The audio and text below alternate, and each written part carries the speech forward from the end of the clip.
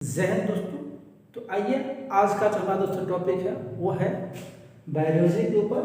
Biology में हम लोग पढ़ेंगे आज सेल के बारे में। सेल के बारे में दोस्तों मेरा एक क्लास हो चुका है पहले, अगर आप नहीं देखें तो यूट्यूब पे जाके मेरे चैनल पे जाके आप इसे देख सकते हैं। सेल के बारे में जो बेसिक जानकारी है दोस्तों उसमें मैं बताया हूँ।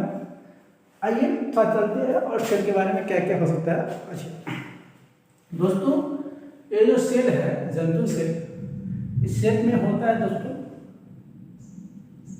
इसका शेप इस तरह का होता है, ध्यान दीजिएगा। सेल जो दोस्तों है इसका जो बायोलॉजिकल नेम होता है दोस्तों होता है, इसका नाम है साइटो। क्या नाम है? साइटो। और इसके अध्ययन को बोलते हैं साइटोलॉजी दोस्तों। जैसे सेल जो है इसका नाम दोस्तों, ये सेल जो नाम पड़ा है इसका सिर्फ कोशिका का नाम है सेल, लेकिन जब बायोलॉजिकल टर्म में पढ़ेंगे इसको तो क्या बोलेंगे? साइटो। इसका साइटो नाम है दोस्तों, इसका नाम क्या बोलेगा? साइटो सेल का। और इसके अध्ययन को, कोशिका को अध्ययन को बोलेंगे साइटोलॉजी। क्या बोलेंगे? साइटोलॉजी। क्या बोलेंगे?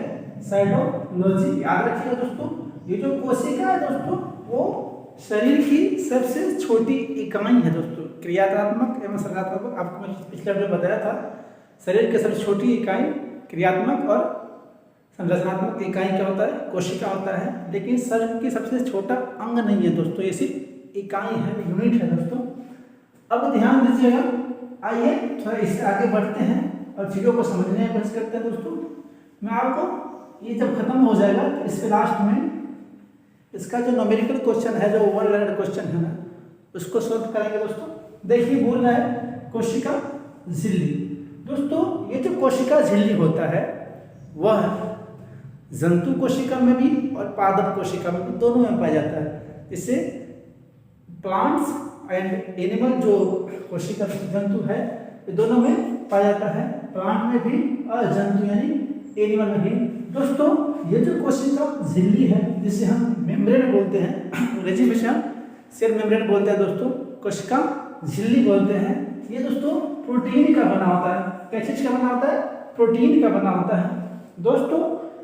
इस कोशिका झिल्ली के अंदर ही कोशिका का जितना अंग होता है, जैसे मान लो माइटोकॉन्ड्रिया, राइबोसोम, लाइसोसोम के अंतर्गत इतने भी अंग है कोशिका का, वो सब कोशिका झिल्ली के अंदर होता है दोस्तों, कोशिका मेम्ब्रेन के अंदर होता है। इसे आप याद रखिएगा, कोशिका झिल्ली के अंदर कोशिका के सभी अंग पाए जाते हैं दोस्तों, उसके अंदर ही होता है। जैसे मान लीजिए कोशिका है, इसके अंदर कहीं माइटोकॉन्ड्रिया होगा, बीच में न्यूक्लियस होगा दोस्तों, इस तरह से लाइसोसोम होगा, राइबोसोम होगा, इस तरह से सारा अंग इसके कोशिका झिल्ली के अंदर होता है दोस्तों। अब आइए इसे थोड़ा आगे बढ़ते हैं और समझते हैं कोशिका भित्ति। दोस्तों कोशिका भित्ति जिसे हम सेल वॉल बोलते हैं, सेल वॉल दोस्तों से ओनली प्लांट में पाया जाता है, यानी सिर्फ पादप कोशिका में पाया जाता है दोस्तों। जो पेड़ पौधे में होते हैं ना, उसमें से कोशिका भित्ति पाया जाता है जिसे हम सेल वॉल बोलते हैं दोस्तों। अभी हम देखे थे कोशिका झिल्ली जिसे हम मेम्ब्रेन बोलते हैं, वो कहाँ कहाँ पाया जाता है? तो जंतु कोशिका में पाया जाता है और पादप दोनों में पाया जाता है। बट कोशिका वॉल जो है जिसे भित्ति बोलते हैं दोस्तों, वो सिर्फ और सिर्फ प्लांट कोशिका में पाया जाता है, पादप कोशिका में। दोस्तों पादप किसे बोलते हैं? तो वो पादप बोलते हैं जो एक जगह से दूसरी जगह ना जा सके, चल ना सके, फिर ना सके, अस्थायी, जैसे पेड़ वगैरह किया एक जगह रहता है, आंधी आता है, हवा आता है, कुछ भी आता है तो वो अपना हिलते रहता है एक जैसे, कभी इधर जाएगा कभी इधर जाएगा, बाकी वो स्टे रहता है, एक जगह रहता है, हिल डुल सकता है, बट वो कहीं मूव नहीं कर सकता दोस्तों। ये हो गया आपको। ये जो दोस्तों कोशिका भित्ति है, ये किसका बना होता है? सेल्यूलोज का बना होता है। किसका बना होता है? सेल्यूलोज। जबकि कोशिका झिल्ली किसका बना था? कोशिका झिल्ली प्रोटीन का बना था, लेकिन कोशिका भित्ति जो किसी पादप कोशिका में पाया जाता है, किसका बना होता है? सेल्यूलोज का बना होता है दोस्तों। इसका काम क्या है? कोशिका झिल्ली का कोशिका भित्ति का क्या काम है, यानी बॉल का, जैसे पादप कोशिका में पाया जाता है, इसका काम क्या है? इसका काम है बाहरी चोटों से रक्षा करना एवं उसका शेप यानी रक्षा और सुरक्षा और आकार यानी शेप प्रदान करना। क्या? बाहरी तत्वों से रक्षा करना यानी सुरक्षा करना और शेप प्रदान करना दोस्तों, इसका काम है किसका? कोशिका भित्ति का काम है जो पादप प्लांट में पाया जाता है। दोस्तों आइए अब समझते हैं क्या होता है माइटोकॉन्ड्रिया। यहाँ ध्यान दीजिएगा, माइटोकॉन्ड्रिया दोस्तों ये जो कोशिका है, मैं बताया जितने भी अंग है कोशिका का वो सारा कोशिका झिल्ली के अंदर होता है दोस्तों। ये माइटोकॉन्ड्रिया गोल्जी का जो भी कुछ है दोस्तों। अब ध्यान दीजिएगा, माइटोकॉन्ड्रिया है, माइटोकॉन्ड्रिया की खोज अल्टमैन ने किया था, आप लोग पढ़े होंगे। माइटोकॉन्ड्रिया की खोज अल्टमैन ने किया था दोस्तों। इसे हम यहाँ पे एम से इंडिकेट कर रहे हैं दोस्तों। माइटोकॉन्ड्रिया का क्या काम है शरीर में, ध्यान दीजिएगा। जब भी हम श्वसन करते हैं, जब भी हम एयर से एनवायरमेंट से हवा को अपने नाक या मुंह के द्वारा जब लेते हैं दोस्तों, उसमें जो ऑक्सीजन होता है, जिससे ऑक्सीजन क्या करता है वो हीमोग्लोबिन के द्वारा, यानी जो ब्लड है वो हीमोग्लोबिन के द्वारा कहाँ पहुँचता है? सेल में पहुँचता है। कहाँ पहुँचता है? सेल में। कहाँ पहुँचता है? सेल में पहुँचता है दोस्तों। चूंकि सेल में माइटोकॉन्ड्रिया भी है, माइटोकॉन्ड्रिया एक अंग है सेल का, ये पूरा सेल हो गया दोस्तों। इस सेल को हम अपने आंखों से नहीं देख सकते, इसको देखने के लिए सूक्ष्मदर्शी की जरूरत पड़ता है। इतना छोटा होता है इस बॉडी, इस सेल के अंदर इतना सारा पार्ट्स है। तो ये जो सेल है दोस्तों, ये सेल जब ऑक्सीजन को लेता है तो कौन लेता है? माइटोकॉन्ड्रिया लेता है। ध्यान रखिएगा, चूंकि हम सभी पढ़ चुके हैं या जान चुके हैं कि शरीर के हर बॉडी पार्ट्स में कोशिकाओं, हर जगह कोशिका है, लाखों में कोशिका है दोस्तों। और एक कोशिका में दोस्तों इस तरह से उसका स्ट्रक्चर होता है, इतना बॉडी होता है, इसमें लाइसोसोम भी है, न्यूक्लियोसाइड और सारे पार्ट्स है इसमें, मैं आपको आगे बताऊंगा। ये सभी इसके अंदर होता है दोस्तों। जब भी जो कि बॉडी के हर भाग को ऑक्सीजन का जरूरत होता है, तो जब भी हम सांस लेते हैं तो हीमोग्लोबिन के थ्रू, हीमोग्लोबिन के द्वारा वो कहाँ जाता है? हमारे सेल यानी कोशिका में जाता है दोस्तों। और कोशिका में से कौन ऑब्जर्व करता है दोस्तों? कौन पकड़ता है दोस्तों ऑक्सीजन को? तो माइटोकॉन्ड्रिया पकड़ता है दोस्तों। इसकी खोज अल्टमैन ने क्या बताया आपको। अब दोस्तों ये क्या करता है, ये ऑक्सीजन को लेकर और एक साइकिल चलाता है, जिसको हम चक्र बोलते हैं दोस्तों। और उस चक्र की खोज जो है माइटोकॉन्ड्रिया सांस लेता है, उसके ऊपर जो काम करता है उसको एक चक्र बोला गया दोस्तों, चेन रिएक्शन बोला गया दोस्तों, चेन साइकिल बोला गया है दोस्तों। उस चक्र का खोज क्रेब्स नामक वैज्ञानिक ने किया था, याद रखिएगा। साइकिल माइटोकॉन्ड्रिया में जो साइकिल चक्र चलता है उसका खोज कौन किया था? क्रेब्स नामक वैज्ञानिक ने किया था, इसलिए उस चक्र को ही बोलते हैं क्रेब्स चक्र। तो अगर कोई आपसे पूछता है कि क्रेब्स चक्र कहाँ चलता है दोस्तों, आप बोलिएगा माइटोकॉन्ड्रिया, सेल के अंदर माइटोकॉन्ड्रिया में क्रेब्स चक्र चलता है दोस्तों। जब ये साइकिल चलता है, क्रेब्स चक्र चलता है, तो इसके द्वारा ये एटीपी का निर्माण करता है। क्या किसका निर्माण करता है? एटीपी का निर्माण करता है दोस्तों। या देखिएगा यहाँ पे किसका निर्माण करता है? एटीपी का निर्माण करता है दोस्तों। ये एटीपी क्या कहता है? जब ये एटीपी से ग्लूकोज का निर्माण होता है दोस्तों। ये जब 38 एटीपी का निर्माण करता है दोस्तों, एक ग्लूकोज का निर्माण होता है दोस्तों। 38 एटीपी के निर्माण के फलस्वरूप एक ग्लूकोज बनता है दोस्तों। और ये ग्लूकोज क्या करता है? हमारे शरीर में ऊर्जा प्रदान करता है दोस्तों। क्या करता है? ऊर्जा, एनर्जी, पावर जनरेट करता है दोस्तों। उम्मीद करता हूँ आप ये समझ गए होंगे। ध्यान दीजिए दोस्तों, इन्हीं सब कारण से, चूंकि ये चेन रिएक्शन होता है जिससे एटीपी का निर्माण होता है, और 38 एटीपी रिकॉल एक ग्लूकोज होता है दोस्तों। और ग्लूकोज ऊर्जा का काम करता है शरीर में दोस्तों, ऊर्जा का निर्माण करता है। इसीलिए हम बोलते हैं माइटोकॉन्ड्रिया को क्या बोलते हैं? Power of cell. क्या बोलते हैं? यानी सेल का, कोशिका का शक्ति गृह बोलते हैं दोस्तों। पावर हाउस बोलते हैं उसको, ऊर्जा गृह बोलते हैं। ये सारा नाम किसका है? माइटोकॉन्ड्रिया का, क्योंकि यहाँ पे ऊर्जा का, ग्लूकोज का निर्माण होता है दोस्तों। उम्मीद करता हूँ अब आप ये समझ गए होंगे। आइए थोड़ा इससे आगे चलते हैं, अच्छे लोग समझते हैं दोस्तों। उसके बाद है गोल्जी का, यहाँ देख रहे होंगे, जिसको मैं जी से इंडिकेट किया हमने।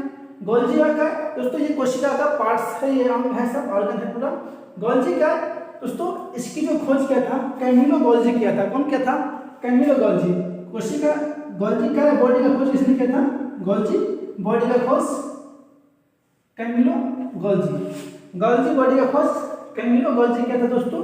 अब कोशिका के अंदर, सेल के अंदर गोल्जी बॉडी का क्या काम है?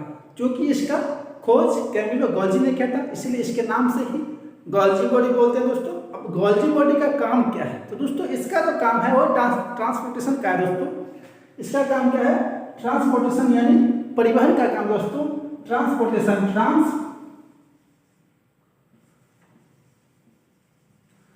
दोस्तों इसका काम क्या है? ट्रांसपोर्टेशन का है यानी परिवहन का है दोस्तों। ये क्या करता है? शरीर के जिस भी अंग में ऊर्जा का जरूरत पड़ता है दोस्तों, एनर्जी का जरूरत पड़ता है, वो क्या करता है? वहाँ उसको प्रोवाइड कराता है, यानी ये परिवहन का काम करता है। जैसे मान लीजिए अगर हम दौड़ रहे हैं तो सबसे ज़्यादा एनर्जी कहाँ लगेगा? पाँव में लगेगा। तो दोस्तों अगर पाँव का एनर्जी खत्म हो गया, वहाँ की कोशिका की एनर्जी खत्म हो गया, तो जो हमारे बाजू में है या शरीर के किसी भाग में है, वहाँ का गोल्जी का क्या करेगा? वहाँ से एनर्जी को लेके और पाँव को देगा। जैसे मान लेते हैं ये मेरा हाथ है, ये हाथ है, आपको दिख रहा होगा, यहाँ पे किसी कारण से ज़्यादा एनर्जी का जरूरत पड़ता है दोस्तों, तो क्या करेगा? यहाँ अगर नहीं है, खत्म हो गया यानी हाथ का खत्म हो गया दोस्तों, तो पैर से लेके दे देगा। तो जिसका एनर्जी जहाँ कम हो जाता है, गोल्जी का ट्रांसपोर्टेशन का काम करता है, क्योंकि वो परिवहन का काम करता है, इस वजह से उसको वो वहाँ से उसको ट्रांसपोर्ट करता है दोस्तों। इसका काम क्या है? परिवहन का है दोस्तों। आइए आप समझते हैं राजधानी, इसे हम वैकुल्स बोलते हैं दोस्तों। क्या बोलते हैं? वैकुल्स। यहाँ हम भी से इसको इंडिकेट किए हैं। वैकुल्स दोस्तों क्या होता है कोशिका में? वैकुल्स में जो है ना, जैसे मान लेते हैं ह्यूमन बॉडी है, आदमी के शरीर में 65% पानी होता है दोस्तों। जैसे मान लीजिए कोई व्यक्ति का वजन अगर 100 kg का है, कोई व्यक्ति का वजन अगर 100 kg का है दोस्तों, तो अगर 65% इसमें वाटर है तो कितना हो गया? 65 kg इसका वाटर हो गया, यानी पानी हो गया दोस्तों। तो इस राजधानी में पानी होता है दोस्तों। अब आइए थोड़ा इससे आगे चलते हैं। तो आइए दोस्तों अब समझते हैं कि कोशिका में तारक काय का क्या मतलब है दोस्तों। तारक काय का मतलब क्या है? इसे हम अंग्रेजी में सेंट्रोसोम बोलते हैं दोस्तों। सेंट्रोसोम यानी तारक काय की खोज बोवेरी नामक वैज्ञानिक ने किया था दोस्तों। कौन किया था? बोवेरी नामक वैज्ञानिक ने सेंट्रोसोम की खोज किया था दोस्तों। सेंट्रोसोम यहाँ ध्यान दीजिएगा दोस्तों। इसका काम क्या है? शरीर में यानी शरीर में इसका क्या काम है दोस्तों? इसका काम है विभाजन करना, यानी शरीर को विभाजन करना, जिससे हम बोलते हैं पुनर्निर्माण का दोस्तों। क्या बोलते हैं? पुनर्निर्माण दोस्तों। विभाजन का मतलब यहाँ यह होता है कि एक कोशिका, जैसे मान लीजिए आपको कहीं बॉडी में कहीं घाव लग गया, कट गया, टूट गया, तो वहाँ की जो सेल्स डैमेज होता है, तो उस घाव को भरने के लिए जो कोशिका का विभाजन होता है दोस्तों, उसे बोलते हैं हम विभाजन सेल। अब ध्यान दीजिएगा वो क्या होता है, उसमें क्या होता है कि एक कोशिका टूटकर और दो नए कोशिका का निर्माण करता है दोस्तों। उसे हम कोशिका विभाजन बोलते हैं और उसे हम बोलते हैं पुनर्निर्माण करना दोस्तों। इस तरह से तारकाकाय का काम क्या है? तारकाकाय का काम है सेंट्रोसोम का कोशिका का विभाजन करना, यानी पुनर्निर्माण करना दोस्तों।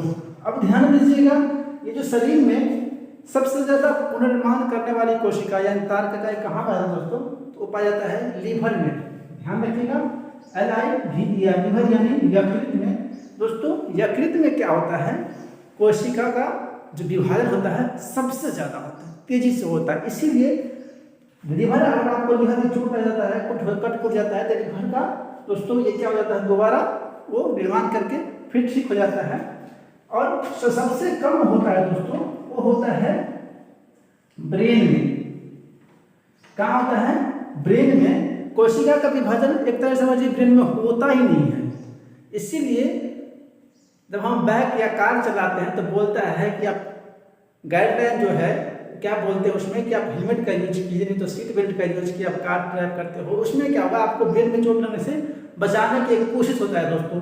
क्योंकि ब्रेन में चोट लगेगा तो ब्रेन का कोशिका का विभाजन तो होता नहीं, तो जल्दी वो ठीक नहीं होता। इसमें दोस्तों जो पेशेंट होता है वो कोमा में चले जाते हैं, उसका पूरा शरीर पैरालाइज होने का डर रहता है। इसीलिए ब्रेन यानी सेल हेड को, सर को ढकने की कोशिश की जाता है दोस्तों। इसके लिए आपको ट्रैफिक पुलिस वगैरह ये सब फाइन मारते हैं, बोलते हैं कि हेलमेट लगाइए। क्योंकि यहाँ पे ब्रेन में क्या होता है? कोशिका का विभाजन होता ही नहीं है, जिस वजह से ब्रेन को दोबारा ठीक होने में होता ही नहीं है दोस्तों, बहुत समय लगता है, होता ही नहीं ठीक, क्योंकि यहाँ पर कोशिका का विभाजन होता ही नहीं है दोस्तों। और सबसे ज्यादा कहाँ होता है कोशिका का विभाजन?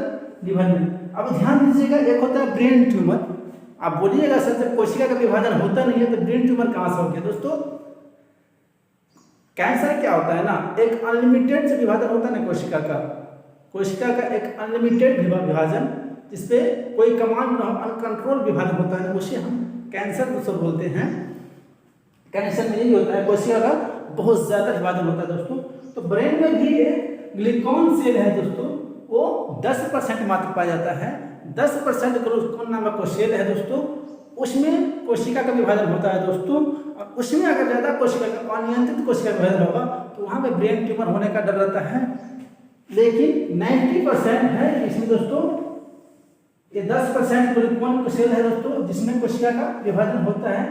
लेकिन ब्रेन में जो कोशिका का विभाजन नहीं होता, एक पार्ट है वहां पे ये होता है 10% में।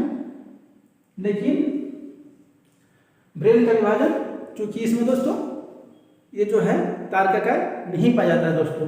उम्मीद करता हूं अभी आगे समझ गए होंगे। आइए अब तो समझते हैं अंतःप्रदर जालीय, इसे बोलते हैं एंडोप्लाज्मिक रेटिकुलम। इसे थोड़ा शॉर्ट में ER लिखते हैं, एंडोप्लाज्मिक रेटिकुलम। दोस्तों ध्यान दीजिएगा, ये दोस्तों दो चीज का निर्माण करता है, एक तो वसा का यानी फैट का निर्माण करता है और दूसरा प्रोटीन का निर्माण करता है। एंडोप्रदर जालिका जिसे हम एंडोप्लाज्मिक रेटिकुलम बोलते हैं दोस्तों, इसे शॉर्टकट में ER बोलते हैं। ये ER बोलते हैं दोस्तों, ये वसा का, फैट का और प्रोटीन का निर्माण करता है।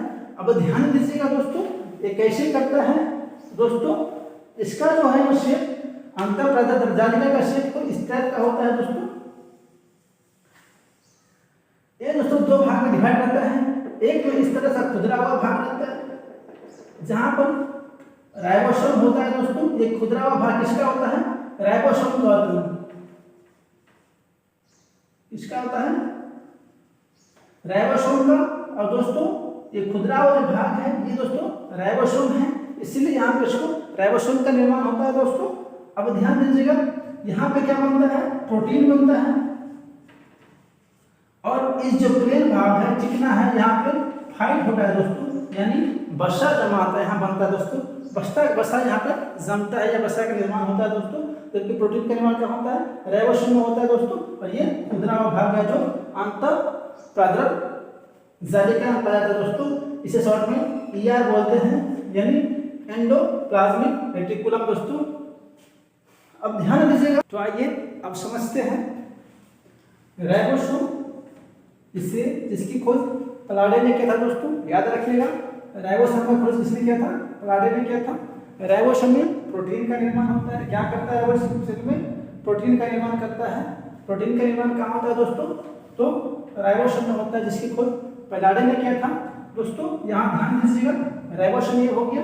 अब ध्यान दीजिएगा दोस्तों, इसमें 70 ATS होता है दोस्तों, 70S और 80S होता है दोस्तों। 80S और 70S इससे बोलते हैं छोटा और इसे बोलते हैं बड़ा दोस्तों। ये हो गया प्रोकैरियोटिक और ये हो गया यूकैरियोटिक। इसमें दो तरीके का होता है दोस्तों, 70S और 80S, छोटा प्रोकैरियोटिक और बड़ा यूकैरियोटिक। दोस्तों उम्मीद करता हूं आप राइबोसोम समझ गए। आइए दोस्तों अब चलते हैं केंद्रक, इसे न्यूक्लियस बोलते हैं दोस्तों। केंद्रक के बीच में होता है, ये केंद्रक होता है दोस्तों, इसको समझते हैं। केंद्रक की खोज रॉबर्ट ब्राउन ने किया था। केंद्रक की खोज रॉबर्ट ब्राउन ने किया था दोस्तों। इसका जो मुख्य कार्य है दोस्तों, ये क्या है? ये सारे अंग का जितना भी अंग है ना, इस पे कंट्रोल करना। इसका केंद्र का क्या काम है? कंट्रोल करना। केंद्र का क्या काम है? सारे अंगों पे ध्यान देना कि भाई तू सही से काम कर ले। जैसे आप कहीं जाते हो, उसमें कोई आपका एक बॉस होता है, हेड होता है, जो आपसे काम करवाता है, वो दोस्तों वही होता है व्यवस्थापक, इसे बोलते हैं दोस्तों। दोस्तों यही हो गया ये न्यूक्लियस, इसे दोस्तों बोलते हैं केंद्रक। और ये सभी बॉडी पे ध्यान रखता है, बॉडी पार्ट पे। अगला जो इसका और दोस्तों अंग है वो है लाइसोसोम। यहाँ ध्यान दीजिएगा, लाइसोसोम की खोज डी डुबे ने किया था। कौन किया था? डी डुबे ने लाइसोसोम की खोज किया था दोस्तों। अब ध्यान दीजिएगा, इसमें एक पावरफुल अपघटक पाया जाता है दोस्तों, एक एंजाइम पाया जाता है जिसे हम बोलते हैं जल अपघटक एंजाइम बोलते हैं दोस्तों। ये क्या करता है, इसे ध्यान से समझिएगा। ये क्या करता है, कोशिका में कोई अगर पार्ट्स काम नहीं करता है, मान लीजिए कोई इसका काम नहीं करता है, तो ये जल अपघटक एक एंजाइम छोड़ के उसे पचा देता है, गला देता है दोस्तों। यानी या कोई कोशिका मान लीजिए माइटोकॉन्ड्रिया मर गया, गोल्गी का मर गया, तो उसको वेस्ट हो गया, तो उसको क्या करेगा, तो उसको पचाने का काम दोस्तों कोशिकीय जो पाचन करता है ना, वो लाइसोसोम करता है दोस्तों। कोशिकीय पाचन कौन करता है? लाइसोसोम करता है। कोई अंग इसमें काम नहीं करेगा दोस्तों, वो इसे जल अपघटक एंजाइम छोड़ के उसे क्या करेगा, पचा देगा, गला देगा दोस्तों, उस वेस्ट को पचा देगा दोस्तों। इसलिए ये होता है, इसे बोलते हैं आत्महत्या की थैली। कभी कभी क्या होता है, ये जो है ना कोशिका में सारा अंग जैसे कि माइटोकॉन्ड्रिया, गोल्गी का राइबोसोम जो भी है, ये काम करना बंद कर देता है। ये बोलता है कि हम काम नहीं करेंगे, जो भी कारण हो इसका। तो जब ये काम नहीं करता है दोस्तों, तो उस कंडीशन में क्या करता है लाइसोसोम, अपने आप को भाग लेता है, खुद फट जाता है दोस्तों। और जो इससे अपघटक निकलता है, एंजाइम निकलता है, वो सब पे पड़ता है, चूंकि ये शरीर के अंदर होता है दोस्तों, तो वो क्या करता है, खुद को भाग लेता है, खुद को ब्लास्ट कर देता है दोस्तों, और सारे अंग को बर्बाद कर देता है, पचा देता है दोस्तों। इसीलिए इसे हम आत्महत्या की थैली बोलते हैं दोस्तों। इसीलिए लाइसोसोम का होना बॉडी में बहुत जरूरी है दोस्तों। हर सेल में लाइसोसोम होता है दोस्तों। लाइसोसोम नहीं होगा तो इसमें जब भी कुछ खराबी आता है, जब भी इसका काम नहीं करता है कोशिका सेल के अंदर, कोशिका के अंदर, उसे कौन पचाएगा दोस्तों? इस तरह से वो बदबू करेगा। इस तरह से इसको पचाने का काम करता है कौन? लाइसोसोम दोस्तों। अब एक बात ध्यान दीजिएगा, यहाँ पे जो आरसीबी है ना, आरबीसी जो है, इसे बोलते हैं रेड ब्लड सेल्स। क्या बोलते हैं? Red blood cells. इसमें दोस्तों ये लाइसोसोम नहीं पाया जाता है, इसीलिए आरबीसी का जो कार्यकाल होता है दोस्तों, इसका जीवन काल होता है 20 से 120 दिन होता है। तो 120 दिन बाद दोस्तों ये प्लीहा में, एस्प्लीन में जाकर ये मरता है दोस्तों आरबीसी का। इसीलिए एस्प्लीन यानी तिल्ली प्लीहा को आरबीसी का कब्रिस्तान बोलते हैं दोस्तों। क्या बोलते हैं? कब्रिस्तान बोलते हैं। आरबीसी का यानी रेड ब्लड सेल्स का कब्रिस्तान किसे बोलते हैं? एस्प्लीन प्लीहा बोलते हैं, क्योंकि उसमें लाइसोसोम नहीं पाया जाता है दोस्तों। और इसकी जो सेल्स है, इसकी जो आरबीसी का सेल्स है, 120 दिन इसका लाइफ होता है दोस्तों। इसके बाद ये मर जाता है। क्योंकि ये मरेगा तो ब्लड बदबूदार हो जाएगा, बेकार हो जाएगा, इसीलिए ये कहाँ जाके मरता है? एस्प्लीन यानी प्लीहा में, इसे हम तिल्ली बोलते हैं दोस्तों, वहां पर जाके मर जाते हैं। और इसीलिए इसको आरबीसी का कब्रिस्तान किसे बोलते हैं? एस्प्लीन प्लीहा यानी तिल्ली को बोलते हैं दोस्तों। उम्मीद करता हूँ तो आप ये समझ गए होंगे दोस्तों। ये कोशिका बहुत बड़ा चैप्टर है, इसमें कुछ और आपको रह गया, और अगली वीडियो में कवर कर देंगे दोस्तों। आइए का जो मैं सबसे स्टार्ट में आपको बताया था, सेल, इसे अंग्रेजी में कोशिका को सेल बोलते हैं दोस्तों, लेकिन बायोलॉजिकल नेम इसका क्या है दोस्तों? इसका नाम क्या है? साइटो। इसीलिए इसके अध्ययन को क्या बोलते हैं? साइटोलॉजी। अध्ययन को क्या बोलते हैं? अध्ययन को क्या बोलते हैं? साइटोलॉजी। साइटोलॉजी बोलते हैं। क्या बोलते हैं? साइटोलॉजी। नाम इसका हो गया साइटो। कोशिका का नाम क्या होगा दोस्तों? साइटो। ये बायोलॉजिकल नेम है दोस्तों। इसके अध्ययन को क्या बोलते हैं? साइटोलॉजी। इसे अंग्रेजी में सेल बोलते हैं कोशिका को, लेकिन बायोलॉजिकल नेम क्या है? साइटो। अब ध्यान दीजिएगा दोस्तों, कोशिका की खोज किसने किया था? मैं आपको पहले वीडियो में बता चुका हूं, और आप नहीं देखे तो जाकर देख सकते हैं। कोशिका का जो खोज किया था दोस्तों, वो क्या था? रॉबर्ट हुक किया था। रॉबर्ट हुक किया था, खोज किया था। क्या किया था? कोशिका की खोज किया था रॉबर्ट हुक ने दोस्तों। ये जो खोज किया था वो किया था मृत कोशिका का। किसका किया था? मृत कोशिका का दोस्तों। ये पेड़ में इसको खोज किया था, जो कोशिका मरा हुआ था। लेकिन चूंकि कोशिका का खोज किया, चाहे मरा हो जीवित हो, लेकिन उन्होंने पहली बार कोशिका का खोज किया, इसलिए कोशिका का खोज रॉबर्ट हुक को जाता है। लेकिन वो कौन सी कोशिका था? मृत कोशिका। अब पूछेगा जीवित कोशिका की खोज किसने किया दोस्तों? तो जीवित कोशिका कहता है ल्यूवेनहॉय कहते हैं, एंटोइन ल्यूवेनहॉय, एंटोइन ल्यूवेनहॉय दोस्तों कौन कहते हैं? एंटोइन ल्यूवेनहॉय ने जीवित कोशिका का खोज किया था। किसका दोस्तों? जीवित कोशिका का खोज किया था। ध्यान दीजिएगा, कोशिका की खोज आएगा तो आएगा रॉबर्ट हुक, मृत कोशिका का भी आएगा तो रॉबर्ट हुक, लेकिन जब जीवित कोशिका का आएगा तो एंटोइन ल्यूवेनहॉय का नाम आएगा दोस्तों। इन्होंने सबसे पहले जीवित कोशिका का खोज किया था, लेकिन कोशिका का खोज किया था वो रॉबर्ट हुक किया था दोस्तों। आइए अब देखते हैं, अगर आपसे कोई पूछता है कि सबसे छोटा कोशिका किसमें पाया जाता है दोस्तों या किसका होता है, तो ध्यान दीजिएगा। ओवरऑल अगर पूरी दुनिया में विश्व में सबसे छोटी कोशिका के वर्ल्ड लेवल पर सबसे छोटी कोशिका क्या हो गया? विश्व में छोटी कोशिका किसका होता है दोस्तों? ये होता है माइक्रोप्लाज्मा का।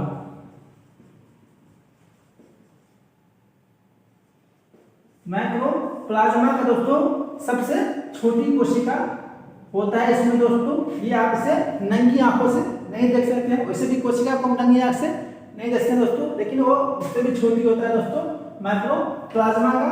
अब बोलेगा कि विश्व में सबसे बड़ी कोशिका किसका होता है दोस्तों? बड़ी कोशिका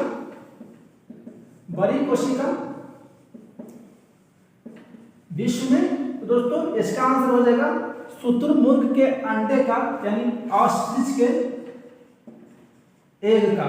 ध्यान दीजिएगा दोस्तों, ऑस्ट्रिच के एग का यानी शुतुरमुर्ग के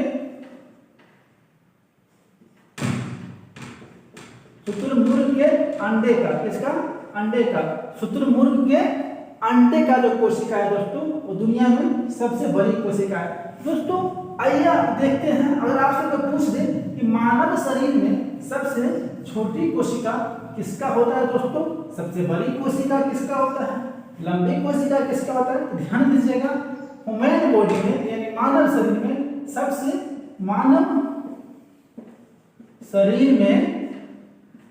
छोटी कोशिका किसका होता है दोस्तों? सबसे छोटी कोशिका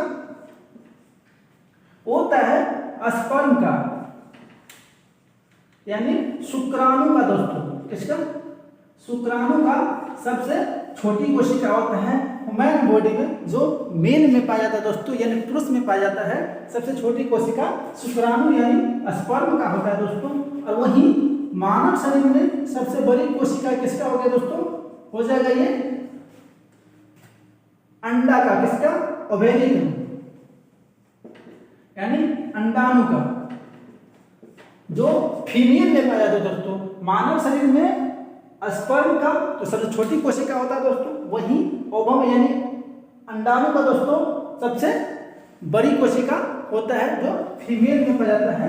अंडाणु का कोशिका सबसे बड़ा होता है दोस्तों। अब ध्यान दीजिएगा, अगर बोलेगा मानव शरीर में सबसे लेंथ यानी लंबाई में कौन सी कोशिका सबसे लंबी है, तो सबसे लंबी कोशिका मानव शरीर में दोस्तों,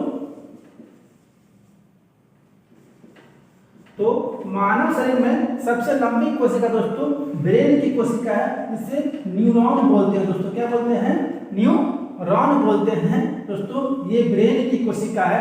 मैं आपको पढ़ाया हूं दोस्तों, यहाँ पर ब्रेन में जो है कोशिका का विभाजन नहीं होता है दोस्तों। कोशिका का विभाजन ब्रेन में नहीं होता है। और सबसे ज्यादा कहाँ होता है कोशिका का विभाजन? तो लिवर में दोस्तों। कहाँ होता है? लिवर में सबसे ज्यादा कोशिका का विभाजन होता है। और कोशिका विभाजन कहाँ नहीं होता है? तो ब्रेन में नहीं होता है दोस्तों। सबसे लंबी कोशिका कहाँ पाया जाता है? ब्रेन में, यानी जिससे हम न्यूरॉन बोलते हैं दोस्तों। न्यूरॉन ब्रेन की कोशिका दोस्तों।